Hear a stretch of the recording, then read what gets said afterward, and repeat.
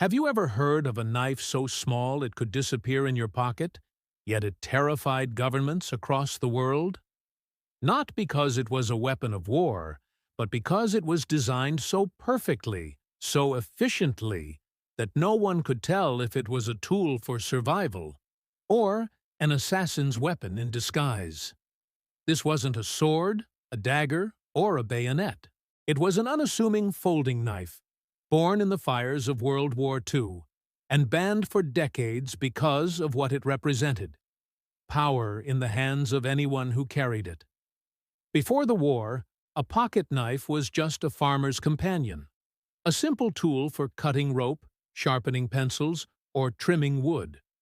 But when nations went to war in 1939, every small object was reimagined through one question: can this help a soldier survive? British engineers began redesigning everything from matchboxes to watches. Among those quiet innovations came a new kind of folding blade, compact, silent, and deadly efficient. It was modeled after the fairbairn sykes commando dagger, the blade carried by British special forces, spies, and saboteurs. But instead of a full-length dagger, this one folded neatly into a pocket, concealing its edge until the moment it was needed. It wasn't just a knife anymore. It was a weapon disguised as an everyday object.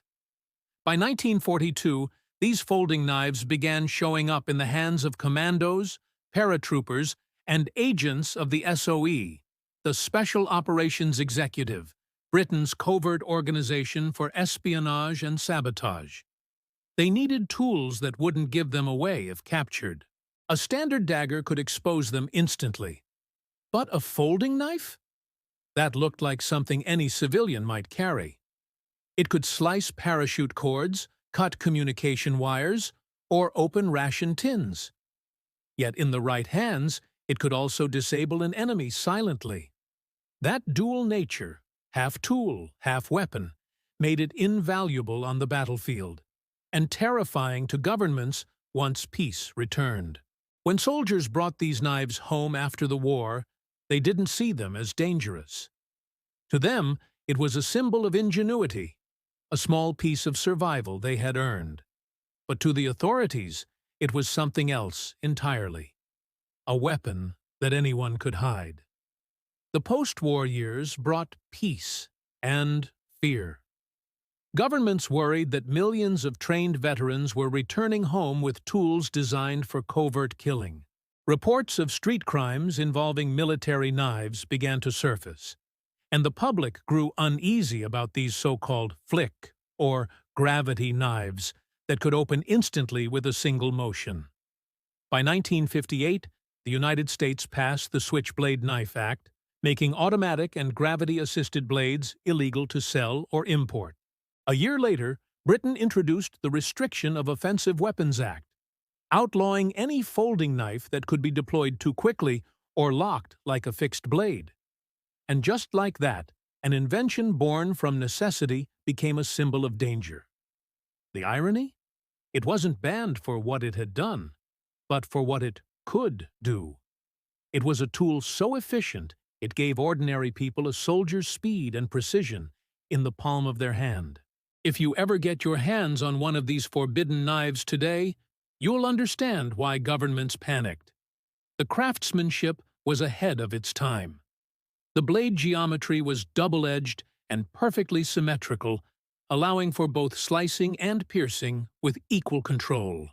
The locking mechanism turned a fragile folder into a rigid weapon in an instant. The pivot joint, machined from hardened steel, was tuned with spring tension so precise the blade could snap open silently yet firmly, without a single rattle. It wasn't just functional, it was beautiful. A tool designed for survival in the harshest conditions, resistant to rust, friction, and failure. Every part of it was engineered for war, but refined enough to feel at home in a craftsman's workshop. Modern knife makers still study those blueprints. If you own a tactical folder today, Gerber, Benchmade, or Spyderco, you're holding a descendant of that original design. The tactical knife industry itself exists because of the innovations hidden inside that forbidden World War II blade. Once the bans were in place, knife innovation almost stopped. Designers had to find loopholes around the law. No more spring triggers, no automatic flicks, no gravity deployment. So they invented new systems: thumb studs, assisted openers, and tension locks, ways to open a knife quickly without breaking the rules. Every time you see someone flip open a modern folder with one hand, you're watching a direct response to 1950s legislation. Governments believed they had banned danger, but what they really did was inspire a new generation of engineers to build safer, smarter, more versatile tools, all thanks to one little knife they tried to erase from history.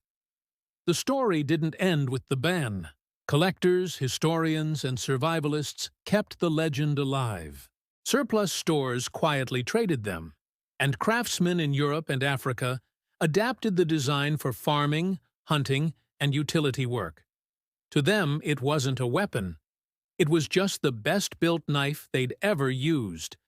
It opened smoothly, stayed sharp, and never failed in the field. That's the ultimate irony.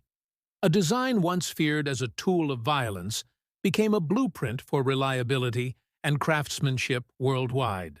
Today, even rescue workers, firefighters, and military personnel carry knives that trace their DNA back to this forbidden design. Every great invention reflects the time it was made in. This knife was born out of desperation, refined by war, and buried under laws made out of fear. But innovation always finds a way. The folding blade that once symbolized danger has become a lesson in balance, between power and responsibility, between design and control. When you hold a modern folding knife today, you're not just holding a tool. You're holding the story of soldiers who needed something reliable, engineers who dared to blur the line between weapon and tool, and lawmakers who struggled to decide where that line should be drawn. So next time you flip open a pocket knife, remember, you're carrying a century of history in your hand. A story of war, fear, and innovation hidden behind a simple blade. It wasn't just a forbidden object. It was a moment in time when survival, craftsmanship, and human ingenuity all met at the edge of steel. If you enjoyed uncovering this hidden relic of history, make sure to subscribe, share this video with a fellow history enthusiast, and tell me in the comments, which forgotten invention should we uncover next? Because in history, even the smallest blade can leave the sharpest mark.